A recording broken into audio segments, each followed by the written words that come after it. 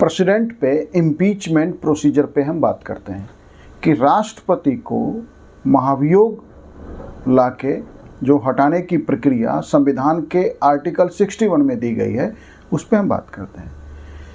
देखिए, महाभियोग का जो इम्पीचमेंट है उसका असली जो अर्थ है वो है राष्ट्रपति को पद से हटाना। संविधान में यह कहा गया है कि यदि राष्ट्रपति ने संविधान का उल्लंघन किया है तो इम्पीचमेंट के माध्यम से जो है संसद उन्हें हटा सकती है।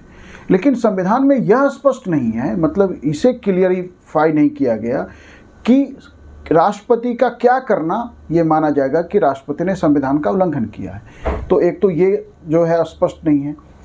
दूसरी बात कि यदि इम्पीचमेंट लाया भी जाता है तो इम्पीचमेंट की प्रक्रिया क्या है ये हम समझते हैं। तो देखिए, उसके लिए सबसे पहले कि सदन के जो दो सदन है हमारे, लोकसभा या राज्यसभा, दोनों में से कोई भी सदन का 1/4 मेंबर्स जो है राष्ट्रपति के ऊपर आरोप की जो ड्राफ्ट है या आरोप का जो आरोप पत्र है उसके समर्थन में अपने हस्ताक्षर करेंगे और एक नोटिस राष्ट्रपति को भेजा जाएगा।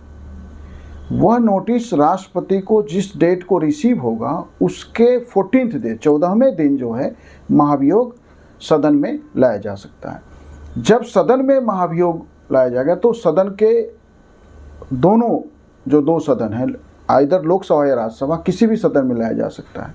यदि मान लिया कि लोकसभा में जो है महाभियोग का प्रस्ताव लाया गया तो लोकसभा जो है उन पे लगाए गए आरोप पे चर्चा करेगी और लोकसभा यदि आरोप को स्वीकार कर लेती है तो उसे इस लगाए गए आरोप को उपस्थित और मत देने वाले, प्रेजेंट एंड वोटिंग करने वालों के 2/3 से वह पारित करना पड़ेगा। यदि वो 2/3 से सदन पारित कर देता है, मतलब पहला सदन हमने कहा लोकसभा में आया प्रस्ताव तो लोकसभा ने पारित कर दिया, अब दूसरे सदन में वो प्रस्ताव जाएगा। अब दूसरे सदन में आरोप की प्रक्रिया पहले पूरी हो चुकी है तो दूसरे सदन में आरोप नहीं, अब आरोप की जांच होगी।